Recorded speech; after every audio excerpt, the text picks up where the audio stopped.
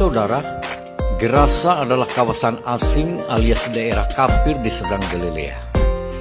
Itu dibuktikan karena di daerah Gerasa ada peternakan babi, karena orang Yahudi tidak mengkonsumsi babi. Namun Yesus merasa sangat berkepentingan untuk datang ke daerah itu. Injil kerajaan Allah harus diberitakan, kuasa kasih Allah harus dinyatakan.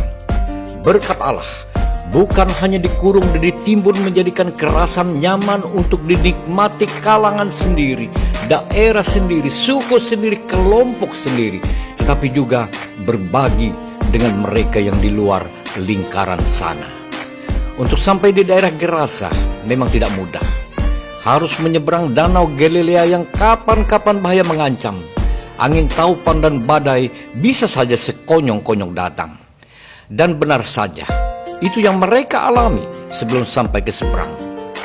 Lalu setelah sampai di daerah Gerasa, apakah ada penyambutan kehormatan, potong pantan segala? Oh, ternyata sepi-sepi saja. Malah terkesan angker. Dan yang datang pertama menyambut Yesus dan rombongan para murid justru hanyalah seorang gila. Gila bukan gila biasa, tetapi karena dirasuk roh jahat, dikuasai dan dikendalikan oleh roh jahat. Bukan berasal dari roh baik atau roh Allah. Roh jahat menjadikan orang ini tidak waras alias gila. Roh jahat menjadikan orang ini bukan dirinya lagi. Pikiran, kelakuan, dan tindakannya berbeda dari orang normal biasa. Apalagi bila dibandingkan dengan orang yang dipimpin oleh roh Allah. Dia suka tinggal di pekuburan, tak sadar diri, dan tak merasa malu toh tanpa busana. Ucapannya tak karu-karuan, hanya teriak-teriak, sangar, dan menakutkan. Kecuali karena itu, saudara, dia pun punya kekuatan setara 30 ribuan hingga 60 ribuan prajurit tentara Romawi luar biasa. Namun kekuatan bukan untuk kebaikan, tetapi untuk merusak. Baik merusak dirinya sendiri maupun merusak apa saja dan membahayakan, menjadi ancaman bagi orang lain. Karena dengan mudah saja diputuskannya belenggu rantai yang diikatkan padanya. Dia berkeliaran bebas, lepas kendali. Roh jahat sering menyeret-nyeretnya layaknya barang mainan saja. Dia jadi momok yang menakutkan dan membahayakan. Apa daya, dia tak kuasa melawannya. Seorang pun tak dapat menolongnya. Roh jahat itu begitu kuat merasukinya. Satu-satunya cara hanya dirantai saja. Betapa malang nasibnya. Sekian lama telah menderita. Saudara, mungkin saja saudara dan saya memang bukan orang gila. Namun bisa saja dikuasai oleh roh jahat. Dirasuk roh jahat berarti hidup terpisah dari Allah. Karenanya kita juga perlu hati-hati. Orang yang tahu banyak tentang kebenaran, orang yang pasti menyampaikan renungan, orang yang berpidato memukau tentang keadilan, orang yang terlihat dermawan hingga masuk koran, belum tentu dengan sendirinya berasal dari roh baik. Bisa saja berasal dari roh jahat. Sebab dia menentukan, saudara, apakah dia benar-benar melakukan kehendak Tuhan atau hanya kepura-puraan. Jangan lekas silau dengan warna putih luarnya. Siapa tahu tidak seputih hatinya. Jangan lekas silau dengan warna kuningnya. Uji dulu emas loyangnya. Saudara, lalu ketika bertemu Yesus, ini yang menarik. Ternyata setan yang merasuki orang ini pun kenal dengan Yesus. Setan pun tahu siapa Yesus, bahkan melebihi dari para murid mengenal siapa Yesus. Bisa jadi melebihi dari orang Kristen sendiri mengenal Yesus. Hebat bukan?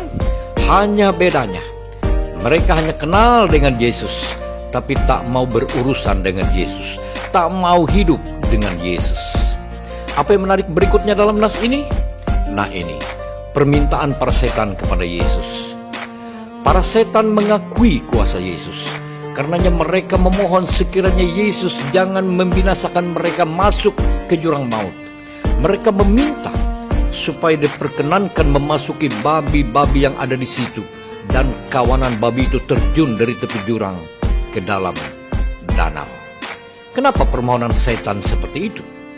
Itulah liciknya setan.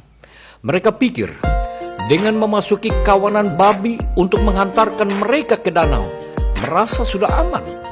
Mereka tidak tahu bahwa kuasa Yesus tidak dapat dibatasi oleh apapun, bahkan hingga sampai ke jurang maut sekalipun. Mereka tetap ada dalam kendali Yesus. Tidak kebetulan saudara, orang yang dirasuk setan ini bertemu dengan Yesus. Namun kuasa kasih Allah yang menghampirinya. Kuasa Yesus atas setan menunjukkan siapa Yesus sesungguhnya. Kuasa Allah tertinggi melebihi kuasa manapun dinyatakan. Orang ini dibebaskan dari belenggu setan. Hanya kuasa Yesus yang sanggup membebaskan.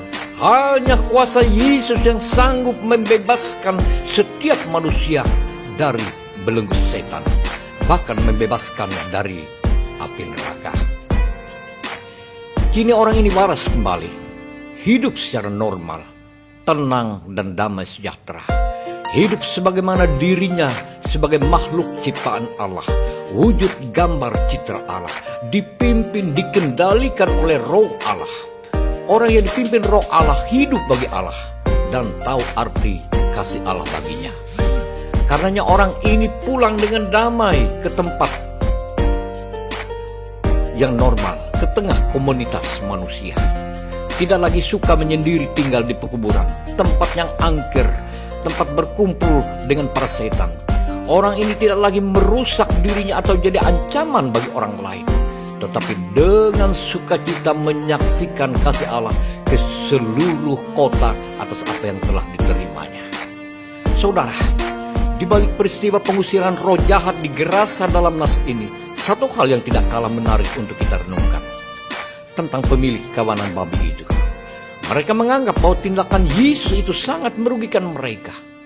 Bayangkan, ribuan ekor babi, jutaan rupiah, lenyap seketika. Namun disinilah terlihat perbedaannya secara mencolok. Roh yang baik yang berasal dari Allah dengan roh jahat yang berasal dari dunia. Allah lebih menghargai jiwa manusia. Allah tak ingin manusia kehilangan martabatnya dari sekedar menghargai jutaan rupiah. Sedangkan roh dunia lebih menghargai jutaan rupiah, toh mengorbankan orang lain. Kekuatan kuasa untuk menindas yang lemah. Lebih memilih apa yang dianggap menguntungkan di dunia, toh harus kehilangan keselamatan kekal di surga. Hutan dirambah karena kerakusan, tak merasa sedikit pun berdosa. Bahkan Yesus sekalipun diusir dari kehidupan bila sekiranya dianggap sebagai batu sandungan. Saudara, 184 tahun sudah pekabaran Injil Gereja Kalimantan Evangelis. Kita mengenal keselamatan melalui para utusan Tuhan yang rela menyeberang dari Jerman dan Swiss tempat kenyamanan mereka. Perjalanan tidak mudah hingga sampai ke daerah kafir tempat kita. Sebelumnya kita laksana seorang yang jadi bulan-bulanan roh jahat, hidup terpisah dari Allah layaknya orang Gerasa ini. Kita telah dibebaskan oleh kuasa Tuhan. Tak ada yang lebih baik kita lakukan selain menyaksikan kasih-Nya dalam berbagai bentuk pelayanan untuk menata kehidupan ke arah yang lebih baik.